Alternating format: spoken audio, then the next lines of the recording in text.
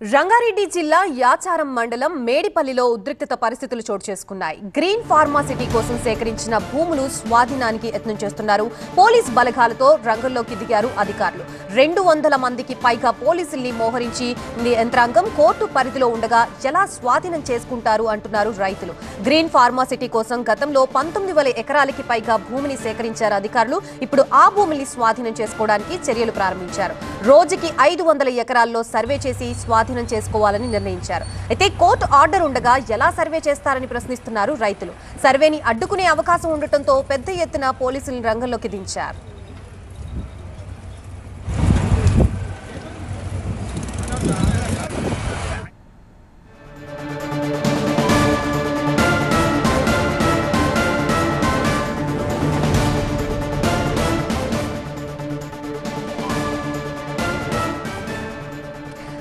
రంగారెడ్డి జిల్లా యాచారం మండలం మేడిపల్లిలో ఉద్రిక్తత పరిస్థితులు చోటు చేసుకున్నాయి. గ్రీన్ ఫార్మాసిటీ కోసం సేకరించిన భూములు స్వాధీనానికి ప్రయత్నిస్తున్నారు.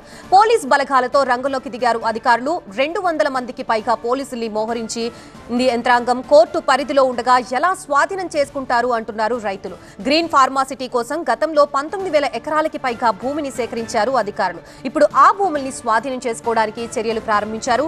రోజుకి 500 ఎకరాల్లో సర్వే చేసి స్వాధీనం చేసుకోవాలని నిర్ణయించారు. అయితే కోర్టు ఆర్డర్ ఉండగా ఎలా సర్వే చేస్తారని ప్రశ్నిస్తున్నారు రైతులు. సర్వేని అడ్డుకునే అవకాశం ఉండటంతో పెద్ద ఎత్తున పోలీసుల్ని రంగంలోకి దించారు అధికారులు.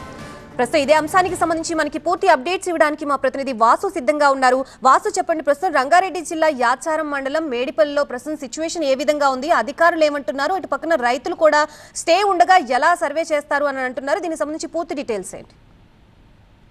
గ్రీన్ ఫార్మసిటీ కోసం సేకరించిన భూములు స్వాధీనపరుచుకునేందుకు పోలీసులు బలగాలతో దిగారు. రంగారెడ్డి జిల్లా యాచారం మండలం నక్కర్తపల్లి మేడిపల్లి గ్రామంలో గ్రీన్ ఫార్మసిటీ కోసం భూములు సేకరించారు. గతంలో సర్వే చేసి హద్దులు కూడా ఏర్పాటు చేశారు, ఫెన్సింగ్ కూడా ఏర్పాటు చేశారు. స్వాధీనపరుచుకునేందుకు ఈ రోజు అధికారులు వచ్చారు. అధికారులు వస్తే అక్కడ ఉన్న గ్రామస్తులు ఒక్కసారిగా తమ భూములు తమకు నష్టపరిహారం కొంత రావాలని కొంత అక్కడున్న పోలీసులను అడ్డగించిన పరిస్థితులు కొన్ని. మహేశ్వరం జోన్ డీసీపీ సునీతారెడ్డి ఆధ్వర్యంలో సుమారు 200 మంది పోలీసులు, రెవెన్యూ అధికారులు పూర్తిగా అక్కడ ఉన్నారు. మొత్తం 19,000 ఎకరాలు పైచిలకు భూమి ఉండగా నేటి నుంచి ఈ రోజు 500 ఎకరాలు చొప్పున సర్వే చేయనున్నారు. అయితే అక్కడున్న ఎవరైతే రైతులు వాళ్ళందరూ కోర్టు ఆర్డర్ ఉన్న భూములకు అధికారులు ఎలా వస్తారంటూ కూడా అక్కడున్న అధికారులు ప్రశ్నిస్తున్న పరిస్థితులు కొన్ని. ఒకసారి మనం గతంలో చూసుకుంటే పూర్తి స్థాయిలో ఇందులో సుమారు 3,000 ఎకరాల వరకు ఉంటుంది. రైతులు హైకోర్టును ఆశ్రయించారు. వీరు ఇప్పటి వరకు ప్రభుత్వం ఎలాంటి నష్టపరిహారం మాకు అందలేదంటూ కూడా వాళ్ళు గతంలో హైకోర్టుకు చెప్పుకుంటూ వచ్చారు. ఈ నేపథ్యంలో